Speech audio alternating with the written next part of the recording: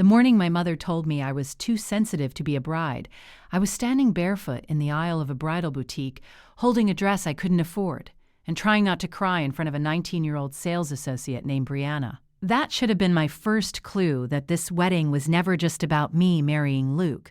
It was about something older, something that had been simmering between my mother, Beverly, and me for as long as I can remember.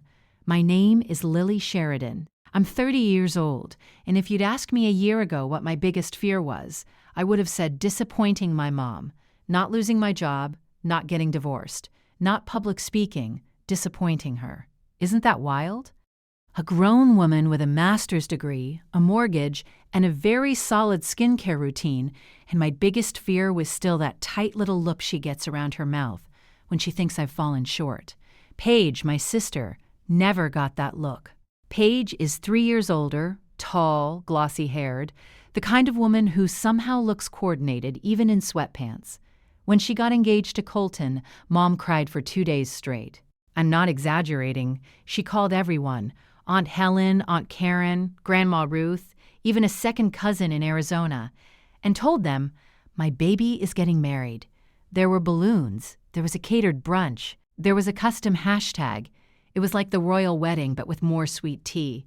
When Luke proposed to me on our back porch, just him, a slightly crooked ring, and the smell of charcoal from the grill, I thought that was perfect. I genuinely did. He knelt down, his hands shaking, and said, Lily, I don't have a speech. I just know I don't want to do life without you. I laughed and cried at the same time. It was messy and real. And when I called Mom, she said, oh, well, that's fast. We'd been together 3 years. I brushed it off. I've been brushing things off since I was 8, and Mom forgot to come to my school play because Paige had a cheer competition. You learn to make excuses for the people you love. You tell yourself they didn't mean it like that. You tell yourself you're imagining the edge in their voice, but the edge got sharper once wedding planning started. I invited Mom to go dress shopping. She said she was swamped. I suggested another weekend. She sighed heavily and said, Lily, sweetheart, don't turn this into a production. Just get something simple. You're not exactly the dramatic bride type. Ouch. I went anyway. Megan, my maid of honor and my human lie detector, came with me. Megan has this way of looking at me like she can see the part of me I try to hide. When I stepped out in a soft A-line gown with lace sleeves, she gasped and put her hand over her heart. That's it, she whispered. I stared at myself in the mirror. I didn't look like Paige. I didn't look like a magazine cover. I just looked happy. And for a split second, I felt guilty for that happiness because Mom wasn't there to witness it. That's how twisted my thinking was. Things escalated slowly. That's how these dynamics work, you know? It's never one explosive moment. It's drip, drip, drip. Mom started calling relatives, telling them I was keeping her out of the planning. Aunt Helen texted me, honey, your mom is heartbroken. I nearly dropped my phone. I had begged her to be involved. She declined every invitation. Then came the rehearsal dinner. Mom stood up to give a toast wearing a cream cocktail dress that was just a shade too light. She smiled at me and said, Lily has always been independent. I just pray marriage teaches her compromise. The word independent hung in the air like an accusation. Luke squeezed my hand under the table. His thumb rubbed the inside of my wrist, slow and steady. He knows my tells. He could feel my pulse racing. Later that night, in the parking lot, Mom cornered me beside her car. I heard you didn't like my dress, she said, arms crossed. I didn't say that, I replied carefully. I just thought maybe something less bridal. She let out this short laugh. Don't be ridiculous. It's champagne, not white. You're not the only woman allowed to look good. That's when I understood. This wasn't about fabric or color. It was about spotlight. It always had been. The wedding day arrived hot and bright. The vineyard smelled like cut grass and roses. I woke up at 5 a.m. because I couldn't sleep, not from nerves about marrying Luke, but from nerves about what Mom might do. Megan noticed. Of course she did. She shows up in anything remotely bridal, Megan said while curling my hair. We have a plan. I blinked. We? She grinned. Trust me. At 3:30 p.m., Megan's phone buzzed. She glanced at it and then at me. Your mom just pulled in." My stomach dropped. Mom stepped out of her car in a floor-length ivory gown. Not cream, not champagne. Ivory, beading, fitted bodice. A train that brushed the gravel. Paige followed behind her in a pale blush dress that photographed almost white. I wasn't at the entrance. I was in the bridal suite, breathing in lavender spray and trying not to hyperventilate. What happened next, I didn't see firsthand. I heard about it afterward in pieces, like assembling a puzzle. The venue coordinator, Diana, a no-nonsense woman with reading glasses on a chain, approached Mom with 2 staff members. She calmly explained that the couple had requested a strict no-white policy. She offered a navy wrap dress from the bridal emergency kit. Apparently, venues keep those now. Who knew? Mom laughed, actually laughed. "I'm the mother of the bride," she said. Diana replied, "And the bride's wishes are our priority." I've replayed that sentence in my mind 100 times. The bride's wishes are our priority. No one had ever said that about me before. Mom refused to change. She argued. She raised her voice.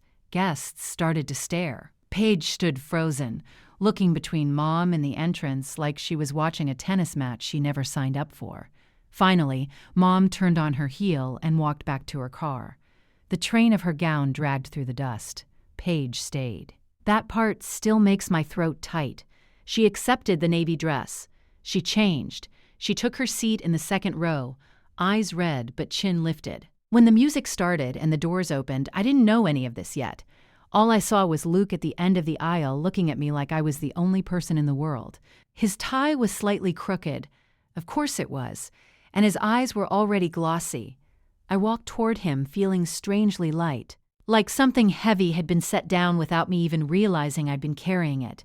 Grandma Ruth reached out and squeezed my hand as I passed. She whispered, "You look radiant, baby." Not pretty, not nice. Radiant. I'll never forget that. The ceremony was simple. Honest. Luke's vows made me laugh and cry in the same breath. When he said, "I promise to stand beside you, especially when it's hard," his voice cracked. Everyone heard it. After we kissed, applause filled the vineyard. I caught a glimpse of Paige clapping, tears streaming down her face. Mom's chair was empty. The reception was warm and joyful, and a little chaotic in the best way. Megan gave a speech that had the entire tent laughing. Luke's mom hugged me like I was already her daughter. At some point, Paige pulled me aside near the dessert table. "I'm sorry," she said quietly. "For what?" "For not seeing it sooner." I studied her face. She looked exhausted, not physically, emotionally. Like someone who had been holding up a fragile glass sculpture for years and had just set it down. "She called me 17 times, Paige added. "Said you humiliated her." I let out a small breath. "I didn't. I know." That word "no" felt like a bridge being built. Mom didn't come to the reception. She drove home. Later, she called relatives, telling them she'd been thrown out. But too many people had witnessed the truth. The story didn't stick the way it used to. A week later, I got a long text from her. It said she was sorry I felt hurt. It said weddings are emotional. It said she hoped we could move forward without dwelling. There was no ownership, no acknowledgement, so I didn't respond right away. Instead, I sat at my kitchen table with Luke and wrote down what I needed. Not from her, from myself. I needed to stop chasing approval. I needed to stop shrinking to keep her comfortable. I needed to protect my marriage the way I'd tried to protect her feelings. I eventually told her we could talk, but only if it was honest. We met for lunch. She wore navy. She didn't apologize the way I'd hoped. But she listened. Really listened, maybe for the first time. We're not magically healed. This isn't a Hallmark movie.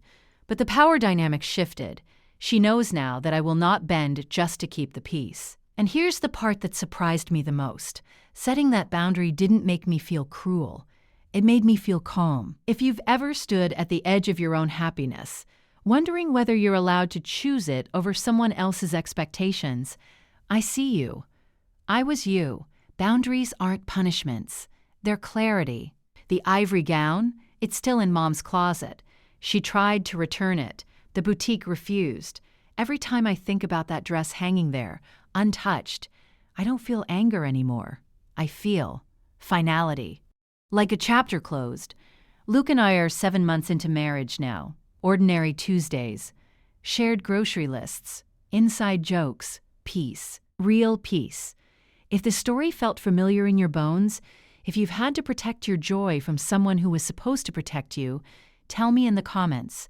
I read every single one. And if you want more stories about choosing yourself, about complicated families, about quiet strength that turns into something unshakable, subscribe to Revenge Diary.